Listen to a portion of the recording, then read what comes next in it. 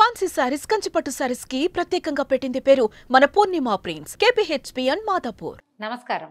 కార్తీక పురాణం 25వ రోజు పారాయణలోకి వచ్చాం. ఈ రోజున కార్తీక బహుళ ఏకాదశి, శుక్ల ఏకాదశి చేసుకున్నాం కదా. బహుళ ఏకాదశి నాడు ఈ రోజంతా ఉపవసించి రేపు ఉదయం ద్వాదశి నాడు ద్వాదశి పారాయణ చేసుకోవచ్చు. అయితే ఎవరైతే కార్తీక నక్తాలు ఉంటారో, అంటే ఉదయకాలం అంతా ఉపవాసం ఉండి రాత్రి భోజనం చేసే విధిని నియమంగా పెట్టుకుని ఉంటారో వారికి ఏకాదశి నియమం అంతగా ఉండదట. మీ అవకాశాన్ని బట్టి చేయొచ్చు. ఈ ఏకాదశి పర్వదినం రోజున ఇప్పటిదాకా చేయలేని దీపదానం కానీ, ఏదైనా ఫలదానం కానీ, తిలాదానం కానీ, వస్త్రదానం కానీ, ఏదైనా వెచ్చని దుప్పట్ల లాంటివి వస్త్రదానం కానీ విశేషంగా చేసుకోవచ్చు. ఏది చేసినా అద్భుతమైన ఫలితం ఇస్తుంది. అయితే ఇవాళ పారాయణలోకి వద్దామండి.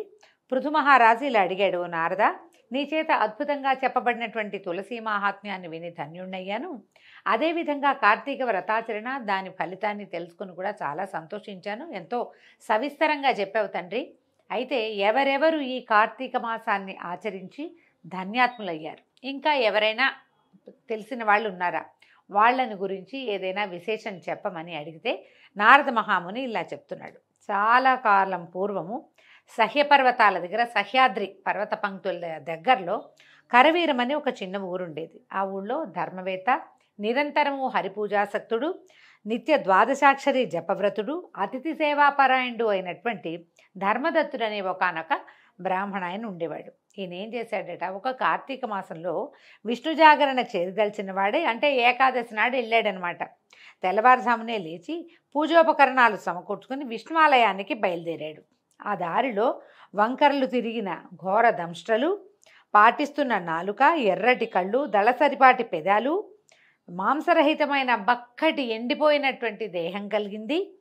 పందివలే ఘూర్ణిస్తున్నది అయిన ఒక దిగంబర రాక్షసి తారసిల్లింది. ఆయనకి కనపడింది ఒక రాక్షసి. ఎండుగా ఉంది, బక్కగా అంటుకుపోయి, డొక్కలు అంటుకుపోయి, నాలిక బయటికి వచ్చి, నాలిక పైకి కిందకి పావు నాలికలాగా కదులుతూ, కళ్ళు మిడిగుడ్లుగా కళ్ళు, ఒంటి మీద వస్త్రాలు లేవు, స్త్రీ శరీరం అని తెలిసేలాగా ఉంది, కానీ ఆ ఎండిపోయినట్టుగా ఉందన్నమాట. చూడ్డానికి భయం వేసేలాగా ఉందట. ఈత పొదలాగా జుట్టు, పళ్ళు కూరలు బయటకు వచ్చేసి కనపడుతున్నాయి. ఎంత భయం వేసేలాగానో ఉంది. అయితే ఆమె కనపడేసరికి దాన్ని చూసి భీతి చెందిన రాక్షసుడు హరిస్మరణతో తులసీభరితమైన జలతాడనం చేయటం వల్ల ఆ నీళ్లు సోకగానే దాని పాపాలన్నీ పటాపంచలైపోయాయి. ఈయన ఆ చేత్తోటి నీళ్లు పట్టుకెళ్తున్నాడు దేవాలయానికి. తులసి కూడా పట్టుకున్నాడు. ఈ చేత్తో ఇట్లా తులసి పట్టుకుని ఇట్లా కమండలం పట్టుకున్నట్ట. ఈ తులసి జారి ఆ నీళ్లలో పడింది. ఈయన భయపడి చేతిలో ఉన్న వస్తువు విసిరేశాడు దాని మీద. మనం కూడా చేస్తాం చూడండి, అట్లా చేతిలో ఉన్నది ఏదో అది ఏమిటో చూసుకోకుండానే చేస్తాం. ఈ తులసి కలిసిన జలం ఎప్పుడైతే ఆ రాక్షసు మీద పడిందో వెంటనే దానికి ఈ పూర్వజన్మ జ్ఞానం వచ్చేసింది. దాని పాపాలన్నీ పటాపంచలైపోయినాయట. ఈ పాపాలన్నీ పోవటం వల్ల, తద్వారా కలిగిన జ్ఞానం వలన కలహ అనే పేరున్న ఆ రాక్షసి ఆ బ్రాహ్మణుడికి సాష్టాంగంగా ప్రణమిల్లి నేల మీద పట్టుకుని దండం పెట్టేసిందిట. తన పూర్వజన్మ కర్మ విపాకాన్ని ఇలా విన్నవించింది. కలహ ఏం చెప్తోందంటే, ఓ పుణ్యమూర్తివైన ఓ బ్రాహ్మణ, పూర్వములో నేను సౌరాష్ట్ర దేశమందలి భిక్షుడనే బ్రాహ్మణుని భార్యను. అప్పుడు మిక్కిలి కఠినురాలై ఉంటూ కలహ అని పిలువబడేదాన్ని. నేనేనాడు నా భర్త ఆజ్ఞను పాటించి ఎరగను, ఆయన హితవుని ఆలకించిన దాన్ని కాను. నేను అలా కలహకారిణై అహంకరించి ఉండటం వల్ల కొన్నాళ్లకి మా నాథుని మనసు విరిగి మారువను వాడాలనే కోరికతో ఉండేవాడు. భార్యలు సరిగ్గా ఉండకపోతే దీన్ని వదిలేసి ఇంకో పెళ్లి చేసుకోవడం ఇప్పుడు సిద్ధాంతం. అప్పట్లో ఆ భార్య ఉన్నా కూడా పెళ్ళిళ్ళు చేసుకునేవాళ్ళండి. ఇది ఈమెతోటి కాదు, మన ధర్మం ఈమెతో ప్రవర్తించదు, ఇంకొక వివాహం చేసుకోవాలని అనుకున్నాడు. అయితే ఈవిడ, ఈ కలహ అనే ఆవిడ, నేను ఆయన సుఖపెట్టలేకపోయినా ఆయన సంతోషంగా ఎలా ఉంచాలి, నా పద్ధతి మార్చుకోవాలి, అలా నేను ఆలోచించల. కానీ అతను మార్బను చేసుకోదలుచుకున్నాడన్న కోరికని గుర్తించి భరించలేక విషం దాగి చనిపోయాను. ఆత్మహత్య మహాపాతకం అండి. ఆత్మహత్య చేసుకున్న వాళ్ళు కొన్ని వేల జన్మలు, దిక్కుమాలిన జన్మలు ఎత్తుతారట. అస్సలు శరీర త్యాగం మనంతటా మనం చేయకూడదు. కార్తీక పురాణంలో కథలు ఉంటాయి చూడండి. తండ్రి చనిపోయాడు, భర్త చనిపోయాడు, ఆ స్త్రీ ఒక్కతే ఉంది, నేను ఒక్కదాన్నే ఏమవుతాను అని అనుకోలే. ఆవిడ అట్లాగే దైవసేవతోటి, దైవసేవ తర్వాత చుట్టుపక్కల వాళ్ళకి ఏదో చూస్తూ మొక్కామోడు పెంచుకుంటూ జీవన పర్యంతము గడపాల్సిందే. మానవుడు అన్నవాడు చనిపోకూడదు, ఎవరూ లేరని. ఆత్మహత్య చేసుకుంటే ఏమవుతుందంటే చాలా దౌర్భాగ్యపు జన్మలు వస్తాయట. మనుషులుగా పుట్టడానికి వాళ్ళకి చాలా సమయం పడుతుంది. ఇప్పుడు ఆత్మహత్య చేసుకున్నారంటే ఈ జన్మలో తర్వాత కొన్ని జన్మలు చాలా కీటక జన్మలు అవి ఎత్తుతారు. మనుషులుగా జన్మనెత్తినా కూడా వీళ్ళు పాపం అంటే మనకి పురాణాల్లో ఇట్లా చెప్తారండి, అవయవాలు లోపంతో జన్మిస్తారు, అనారోగ్యంతో జన్మిస్తారు, అవన్నీ బాధలు. అందుకని ఎప్పుడు ఆత్మహత్యకి ప్రేరణ మనం ఇది కాకూడదు. ఏదో సమస్య వస్తే దాన్ని తీర్చుకోవడానికి ప్రయత్నం చేయాలి. ఇక్కడ కాకపోతే ఇంకో చోట, ఈ జీవితం కాకపోతే ఇంకో రకమైన జీవితాన్ని మొదలు పెట్టుకోవాలి. కానీ జీవితాన్ని మాత్రం వదిలిపెట్టకూడదండి. ఆ వదిలిన వాళ్ళకి ఇట్లాంటిది వస్తుంది. ఈ భరించలేక భర్త ఇంకో పెళ్లి చేసుకుంటాడు అన్న మాటను భరించలేని ఈ స్త్రీ కలహ అనే ఆవిడ ఆత్మహత్య చేసుకుంది. యమదూతలు ఈవిడ్ని తీసుకెళ్ళట యముడు ముందు నిలబెట్టారు. యముడు చిత్రగుప్తుని చూసి, చిత్రగుప్త దీని కర్మకాండాలు తెలియజేయి, అవశ్యం అనుభోక్తవ్యం శుభాశుభ కర్మఫలం అన్నారు. శుభాలైన అశుభాలైన అవశ్యము అనుభోక్తవ్యమే, తప్పకుండా కర్మ ఫలితాన్ని అనుభవించి తీరాల్సిందేనని యముడు అనగా చిత్రగుప్తుడు అన్నాడు, ఓ ధర్మరాజా, ఇది ఒక మంచి పని కూడా చేయలేదు. తాను షడ్రసోపేతంగా భోజనం చేసిన తర్వాత కూడా భర్తకి అన్నం పెట్టేది కాదు. మామూలుగా భర్తకే ముందు మగవాళ్ళకి ఎవరు సంపాదన పనిలో వాడికి ముందు మన పద్ధతులండి అవి. మనం అందరం గుర్తుండి ఉంటుంది. నాన్నలకి అన్నం పెట్టాకే అమ్మలు అన్నం తినేవాళ్ళు. పాతకాలం పద్ధతి అది. ఇప్పుడు కూడా అలా పాటించే వాళ్ళు చాలామంది ఉన్నారనుకోండి. అలాంటి వాళ్ళు ఉన్నంతకాలం ఇంకా కలియుగం నడుస్తూ ఉంటుంది మరి. అయితే ఈవిడేం చేసేది, తను భోజనం చేశాక భర్తకి కంచంలో అన్నం పెట్టేది కాదు. అందువల్ల మేక జన్మ ఎత్తి బాధిష్ట అగుగాక. అందువల్ల ఏమిటి, ఈవిడ ఈ పని చేసింది కాబట్టి మేక జన్మలు ఎత్తాలంటే మన భూలోకంలో ఉన్న మేకలన్నీ మొగుడికి అన్నం పెట్టకుండా తాము తినేసిన వాళ్ళే మేకలయ్యారనమాట. నిత్యము భర్తతో కలహించి అతని మనసుకి బాధ కలిగించినందుకు గాను పురుగై పుట్టుగాక. వండిన వంటను తానొక్కతే తిరిన పాపానికి పిల్లిగా పుట్టి తన పిల్లలను తనే తినుగాక. భర్తృద్వేషిణి అయి ఆత్మహత్య చేసుకున్నందుకు వలన అత్యంత నిందితమైన ప్రేత శరీరాన్ని పొందుగాక. ఇది ప్రేత రూపాన్ని పొంది కొన్నాళ్ళు నిర్జల స్థానంలో ఉండి అనంతరం సత్కార్యములను ఆచరించుగాక అని తీర్మానించాడు. ఇన్ని శిక్షలు వేశారండి. ముందు మేఘగా పుట్టు, తర్వాత ఏం చేస్తూ పురుగ్గా పుట్టు, తర్వాత పిల్లిగా పుట్టు, తర్వాత ప్రేత శరీరాన్ని పొంది గాలిలో తిరుగుతూ ఉండు. నిర్జనంగా ఉండేది ఎవరు, నిర్జలము నిర్జనము కూడా, జనం లేని చోట జలం కూడా లేని చోట ఉండి ఉండి ఉండి ఉండి ఆ తర్వాత ఏదో సత్కార్యాలు ఆచరించవచ్చు. అప్పుడెప్పటికో సరైన జన్మ వస్తుందని చిత్రగుప్తుడు చిట్టా చదివి చెప్పాడు. అది మొదలుగా, ఓ ధర్మదత్త, నేను 500 సంవత్సరాల పాటు ఈ ప్రేత శరీరం ధరించి ఆకలి దప్పులతో అల్లాడుతూ అలనాటి నా పాపాలకై దుఃఖిస్తున్నాను. అయితే అనంతరము కృష్ణా సరస్వతి సంగమ స్థానమైన దక్షిణ దేశానికి రాగా అక్కడి శివగణాలు నన్ను తరిమి కొట్టగా ఇలా వచ్చాను. పరమ పావనమైన తులసి జలాలతో నీవు తాడించడం వలన ఈ పాటి పూర్వస్మృతి కలిగింది. పుణ్యతేజస్విపైన నీ దర్శనం లభించింది. కాబట్టి కళంకరహితుడమైనటువంటి ఓ భూసురా, ఈ ప్రేత శరీరం నుంచి దీన్ని తదుపరి ఎత్తవలసిన యోనుల్లోని జన్మత్రయాన్నించి నాకెలా ముక్తి లభిస్తుందో చెప్పి రక్షించు అని పరిపరి విధాలుగా ప్రాధేయపడిందట.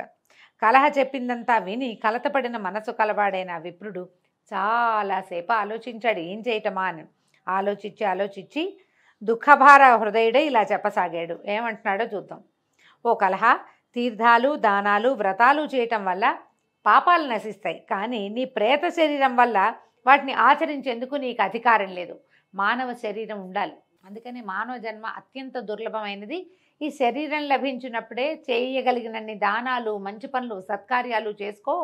పురుగ్గానో పిల్లిగానో ఎంత జంతువుగానో సరీసృపంగానో పుడితే నీకు కర్మలు చేయాలి, ధర్మం ఆచరించాలనే జ్ఞానం ఉండదు.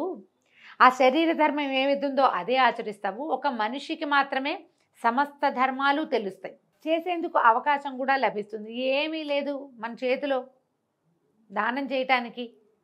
కనీసం వెళ్ళే వాళ్ళు బరువెత్తలేని వాడి ఒక సంచి మోసినా మనకి ధర్మకార్యమే. అది కూడా దానమే తీసి పెట్టక్కర్లేదండి. నడవలేని వాడికి చెయ్యందించు, అది ధర్మం.